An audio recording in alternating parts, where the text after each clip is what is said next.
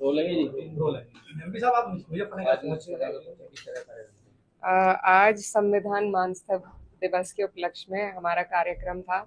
ये संविधान के महत्व को समझने के साथ साथ संगठन को भी मजबूत करने का और एक ऊर्जा अपने लोगों में भरने के लिए सभी लोग उपस्थित रहे। पार्टी कार्यालय पर अच्छा प्रोग्राम हुआ, तो इसी तरीके के कार्यक्रम हम चाहते हैं कि होते रहे ताकि अपने लोगों में ऊर्जा बनी रहे और 27 के चुनाव के लिए ये जरूरी है। किस तरह का निर्देश देने की कोशिश है इस तरह के कार्यक्रम से?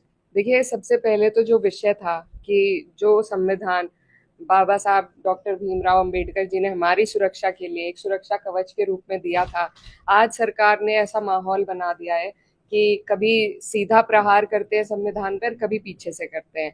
तो आज हम ही लोगों को अपने संविधान की सुरक्षा के लिए भी लड़ना है, अड़ना है, और वो लड़ाई चल रही है। अभी बिहार में जो हो रहा है, जिस तरीके से लोगों के वोटों को काटने के लिए एक नया फरमान जारी किया गया है एसआईआर के रूप में, तो ये लोकतंत्र पे एक बहुत बड़ा हमला है। ऐसे ग्रामीण क्षेत्र के लोग हैं, जो जो कागज उसमें मांगे गए हैं, हमारे इलाके में कह लीजिए या पूरे ही देश के ग्रामीण क्षेत्र से जितने लोग आते हैं, कोई भी वो कागज नहीं दे पाएगा। उनके खुद के एक मंत्री ने कहा कि बिहार के ही मंत्री ने कि मैं भी कागज अपने ढूंढ नहीं पाया। तो जो लोग सत्ता के सिस्टम में मौजूद हैं, जब उनका ये हाल है, तो एक आम व्यक्ति, एक आम गरीब नागरिक जो पंक्ति के आखिर में खड़ा है, वो कैसे अपने कागज ढूंढ कर देगा? तो उसका सिर्फ वोट छीना जा रहा है। एक विशेष समुदाय को जरूर इसमें टारगेट किया जाएगा, और सिर्फ एक डेढ़ महीने का टाइम है चुनाव में, 2 महीने का टाइम है, और इतने कम वक्त में जितने लोगों का नाम सूची में नहीं आएगा उनके साथ बिल्कुल ये न्याय नहीं है। ये संविधान की हत्या है, लोकतंत्र की हत्या है। आज बिहार में हो रहा है, कल को ये हर जगह करेंगे। तो हम पूरे तरीके से बिहार के लोगों के साथ है, और ऐसे किसी फरमान जो कि लोगों के अधिकार को छीने, वो बिल्कुल हमें मंजूर नहीं है। जगदीप धनखड़ को इस्तीफा दिलवाया गया दिया है उन्होंने, दिया लेकिन है, बताया क्या आपको क्या लगता है क्या ये दिलवाया है? देखिए, उपराष्ट्रपति जी का दूसरे नंबर का प्रोटोकॉल पूरे देश में होता है, और उनके कई अधिकार हैं क्योंकि वो राज्यसभा की सदन के भी चेयरपर्सन होते हैं, तो उनके कई अधिकार हैं।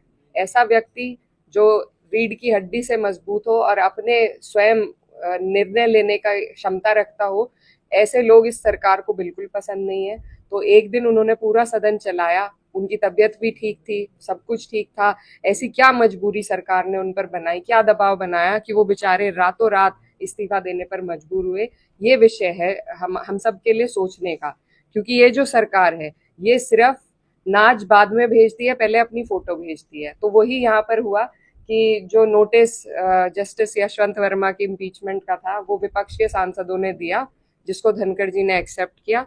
उसी की नाराजगी है, क्योंकि सरकार को क्रेडिट चाहिए, सारी लड़ाई क्रेडिट की है। योजनाओं पे कम पैसे लगते हैं, एडवर्टिजमेंट पे ज्यादा लगते हैं, यहाँ उनके हाथ से ये मौका निकल जाता। तो उन्होंने धनखड़ जी को मजबूर किया कि वो इस्तीफा दे। वो एक किसान के बेटे हैं, और पढ़े लिखे, कई पदों पर रहकर देश की सेवा करने वाले, और ऐसे व्यक्ति को इस तरीके से अपमानित किया गया, तो किसान के बेटे का ये अपमान हमें बर्दाश्त नहीं है। आपका भी अपमान किया गया है सहारनपुर में, आपने भी शिकायत दर्ज की है, किस तरह की कार्रवाई हुई है और आप किस तरह की कार्रवाई चाहते हैं? देखिए, हमने सब जगह लिखित में दिया है, वो सिस्टम के अधिकारी हैं, और हम सिस्टम के जरिए ही उनसे इस लड़ाई को लड़ने का काम करेंगे। जिस तरीके से उन्होंने न सिर्फ मेरे साथ एक और महिला जनप्रतिनिधि थी, और ये सिर्फ मेरी अकेले की लड़ाई नहीं है। लगातार इसी तरीके से महिलाओं के साथ अभद्र व्यवहार अधिकारी लोग करते हैं। इन्हें अभी आदत नहीं है कि ये महिलाओं से आदेश ले सके, तो लगातार इसी तरीके से बदतमीजी कई जगहों पर होती है। तो ये मेरी अकेले की लड़ाई नहीं है, ये हर उस महिला की लड़ाई है जो आगे बढ़ना चाहती है, जो अपनी आवाज खुद बनना चाहती है। और सरकार जो बेटी बचाओ बेटी पढ़ाओ का नारा दे रही है, 33% आरक्षण दे रही है, वो कैसे सुनिश्चित करेगी कि जो महिलाएं आगे आएंगी 33% आरक्षण से, उनकी सुनवाई होगी? तो ये उन सब महिलाओं की लड़ाई है, और सब मेरे साथ हैं इस लड़ाई में। मेरे क्षेत्र के सभी लोगों ने अपना समर्थन दिया, मैं उनकी आभारी हूँ। देखिए,